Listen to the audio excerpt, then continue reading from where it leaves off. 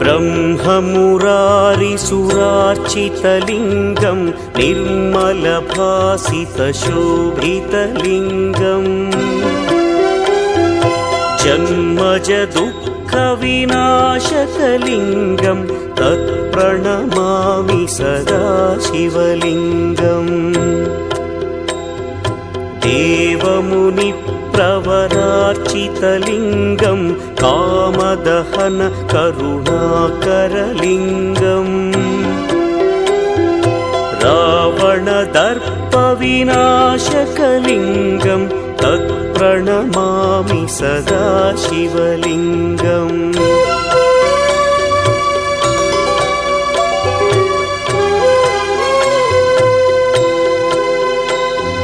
सर्वसुगन्धसुलेपितलिङ्गं बुद्धिविवर्धनकलिङ्गम्